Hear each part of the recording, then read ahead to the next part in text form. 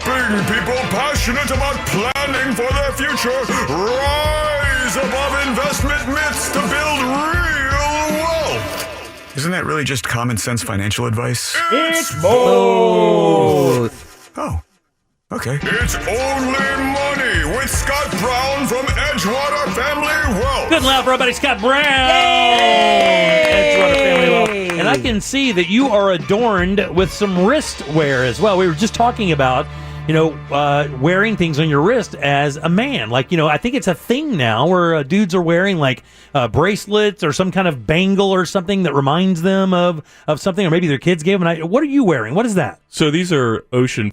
I think it's called 4Ocean. So they take the plastic out of the ocean and make bracelets out of it. So if you buy bracelets, which I've been buying these for like a decade, it goes to a donation to help clean up the seas. Very neat. I have a pair of glasses that did that. Not Oakley, but O'Neill. Yeah. Remember the surf company? For O'Neill? sure. Yeah. O'Neill started doing that, and they had a series of glasses where the frames were recycled plastic and the glass was ocean glass. Yeah.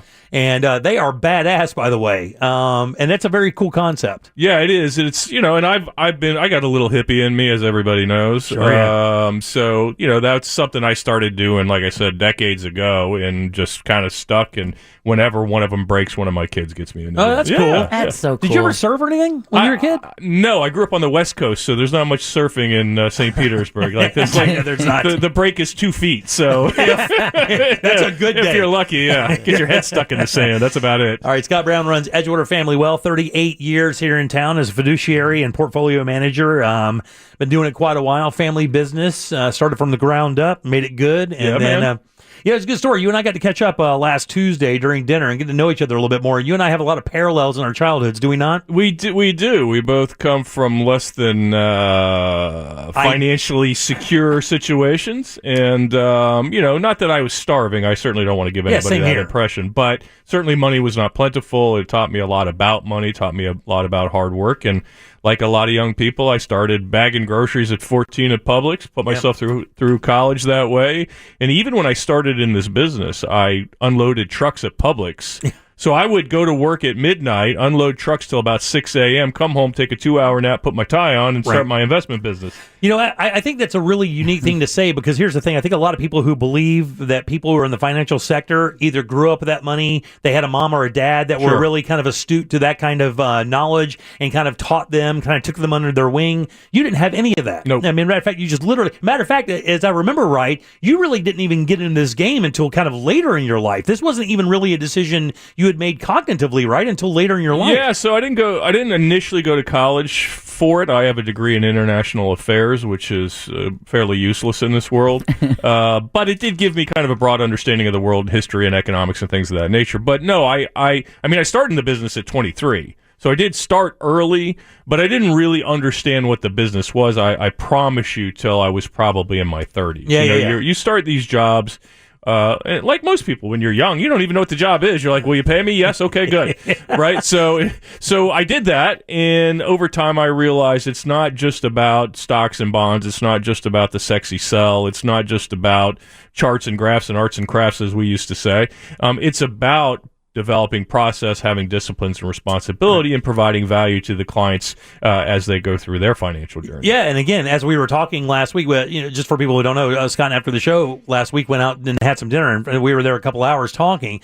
And another thing that was very enlightening is a lot of your clients are in the same boat that you and I are in. We just worked our balls off when we were young, 100%, and just started kind of saving money, and that's where it was. And the reason I think that's important is because I do believe a lot of people that when they hear the segment, they automatically assume that we've been set up for life, or somebody's been set up for life, and that's not the case. I mean, really, everybody out there listening to us right now probably started in a better position than I did, for sure. I came down here with nothing. I had no idea what I was doing. Yep. I had a pickup truck, and I had to borrow $15 from my dad for the gas to make it to Orlando from Palatka. That's a true story. That's what I had to my name when I moved here. Slept on a couch when I moved here. So it's one of those things where I think that the misconception of what we're trying to do with the segment kind of gets in there sometimes. What we're trying to do is take people who started just like us and give them hope that there is a financial kind of light out there for them, and people who don't believe that for themselves. And a lot of that comes from your childhood, Scott. You get told at a young age where you're not supposed to be wealthy. You're not supposed to do those things because you come from this kind of childhood. Sure. So you only deserve this. Right. And that's a mentality that has to be broken. Well, you get kind of this imposter syndrome, right? And I've talked about this before, crabs in the bucket, right? So you grow up in a certain surroundings, you've been told certain things, either, the worst thing you can,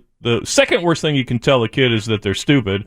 The worst thing you can tell them is that they're smart, right? So you got to kind of thread that needle a little bit, right? 1,000% we all know right. that kid that's been told he's smart his whole life, right? Yes. How obnoxious is that kid? But again, you come from these circumstances, and often it's funny because people like us who have come from, again, we weren't starving, but certainly didn't have a lot of excess capital. I call it humble upbringing. Yeah, there you go. So we came from that situation. We decided to change that. We were like, I don't know how this is going to happen. All I know is I'm going to work my behind off till I figure it out, right? And so that's kind of how I approached it. That's how I know you approach it.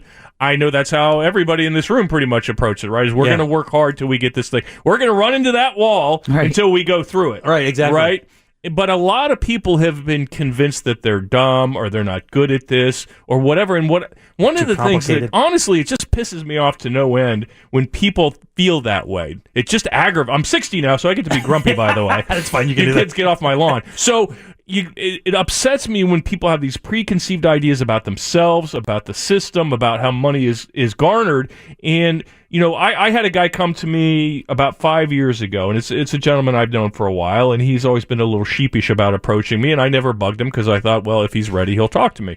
He works outside in the hot sun. He's my age, and he's trying to figure out, Scott, I don't have a lot of money saved. I've got 50, 60, 80 grand saved. I sold a piece of real estate that my mom left me. I might have 100 grand. Clearly, that's not going to be enough. And we started talking about this. I said, look, you're making 60 grand a year. That's nothing to be ashamed of. That's a nice living. It's not rich, but it's certainly a decent living for a hardworking person.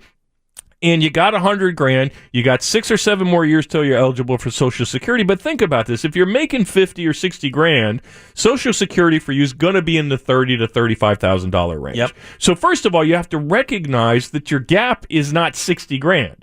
Your gap is the difference between what you're making and what you get from Social Security.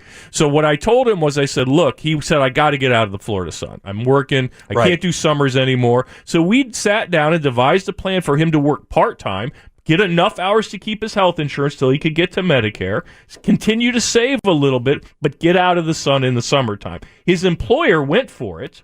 So here we are several years later, and he's within a year or so of retiring. His income will be a little less, I think, than the 60 or so he was making working, but he's out of the sun, and he's going to probably make 50, 55 a year. He's perfectly fine with that. He's got a little bit of a nest egg to rest his head on at night if something goes wrong, and he's totally good. So I guess the point is, no matter where you are in the game, don't be defeated. Right. You only lose when you quit. I know it's a cliche, but it's a cliche for a reason. That's right. Well, I thought that was important to say, and I appreciate that. It's a perfect way to say it, because I think people hear the segment and they're like, wow, man, I'm at this point in my life, and why start now? And man, that is literally the worst thing you can say to yourself. Scott, when you refer to it as he'll be making a little less in retirement, for those who just don't conceptualize, how is he making money in retirement? And where is that money coming from other than Social Security? How do you make money in retirement? So in his case, he's working part-time. Yeah. So first of all, you have to realize that we're living a lot longer. So when Social Security first came about, the average lifespan was around 62 and a half years, right? So we're living well into our mid to late 70s. More and more Americans, we have twice as many Americans working at age 65 as we did 10 years ago. Jeez Louise. Wow. Twice as many 70-year-olds. Wow. So we're healthier. We're not all doing backbreaking agricultural work like we used to. We're not working in factories like we used to. I get that some people do, and I appreciate that. But the reality is, you don't have to quit at 65. First of all, doing nothing's not all it's cracked up to be. And not. I don't know if you've sat around the house twiddling your thumbs watching terrible TV. It gets on your nerves after a while. So what he's doing in this example is he's worked out a deal with his employer that's allowing him to work part-time, make $25,000 a year as long as he wants to do it. We figured out he probably needs to do it to 70. But at that point, he'll have 100, 120, 130 amassed. He should be able to subsidize himself going forward. So he'll take out of his savings. He'll get Social Security, and he'll probably net 10 to maybe $11,000 less per year to live on. But remember, he's not putting in a 401k. That's right. He doesn't have the expensive commuting to work. So he's going to live an okay life. Is he going to stay at the Ritz? No. But is he going to have fun? Can he go fishing when he wants to? He loves to camp. I see his camper set up all the time. And that's, maybe that costs him a couple $100 over the weekend.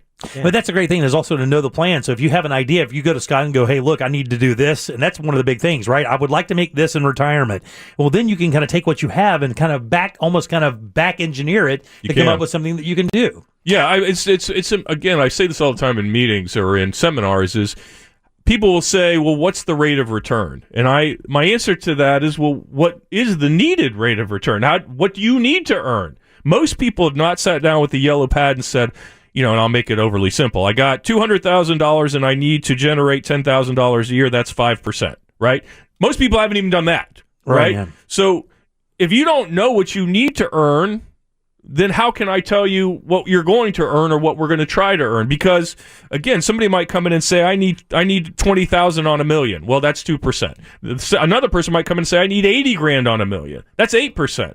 Now, those are two different structures. Gigantically two different possibilities. The person taking 20% probably has a 99% chance that they can't screw it up. The person taking 8% probably has less than a 50% chance they can't screw it up. So we need to understand the dynamics of what you're trying to do. I always find it hilarious when somebody walks in and says, well, what can you get me? What can I get you? You're a car dealership. I mean, I got McDonald's. I got a soda in the refrigerator. I get that for you. So, you need to know where you're going before you can get there. All right, that's kind of what we were talking about the first one. The second one here is trading is neither a strategy nor is it effective. So that flies in the face of a lot of what we see on social media these days, especially when you see, all day on TV, crypto's going crazy and all this stuff's going crazy and stocks are going to do this, they're going to do that. And, people believe that they can manipulate this market with no information whatsoever and no idea of what they're doing. What do you mean by that statement, by the way? Again, it's fascinating to me the things people can convince themselves of. So if you think about the week, it's been 1 week since the election results, right? And that Tesla's up 38%. Nvidia's up 20%. Microsoft's up, I don't even know what. I think this week didn't this week just turn Nvidia into the most valuable company in the world? That is correct. But what has changed? Tesla was scheduled to do about $25 billion a quarter 9 days ago. Right. Today, they are still scheduled to do $25 billion in net revenue, yet their stock's up 38%, right? My point in telling you that is what I've heard a lot of noise over the last week, right? The market's jumped up. Bitcoin is what's changed about Bitcoin? What's different about Bitcoin that it's up 20 grand or whatever it is, 25 grand, right? 75 to 90, It didn't make any sense at 60 grand, and it makes less sense at 80 grand, right?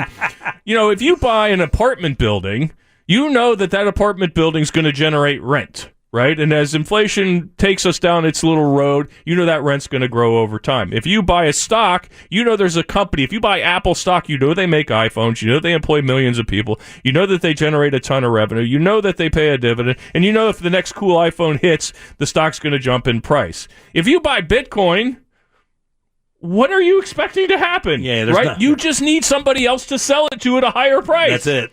That's on a market, really. So my point is, the noise I'm hearing about crypto, the noise I'm hearing about Tesla, the noise I'm hearing about the overall market over the last week, people in their heads, because of recency bias, have determined that happy days are here and the market's going to grow at 17% per week.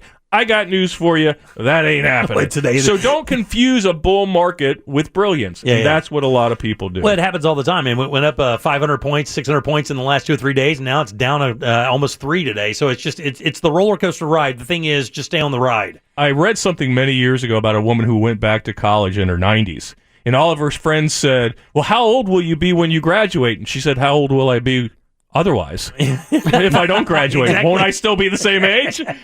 So people, it's the things people tell themselves to kind of be cynical or to get in their own way. I mean, it's frustrating. In talking about trading, one of the things that's more annoying than most annoying about trading is when somebody gets lucky, right? When somebody gets lucky and confuses, I bought crypto and it was 60 grand, now it's 70 grand, and now I'm a genius. Right, yeah. And then they go about destroying themselves because they believe they have a set of skills they don't have. In fact, Vegas, I don't know if you know this, but Vegas hopes every person who sits down at the blackjack table wins their first hand. Do you know why? Because you'll keep playing. Because you will, on average, lose twice as much money if you win your first hand. Wow. They know that statistically, if I walk in and I clean the dealer's clock in the first hand or two, that I'm going to stay longer trying to duplicate that dopamine hit. Yeah. That makes perfect sense. Yeah, so I mean, again, trading, I've heard people talk about it for 38 years.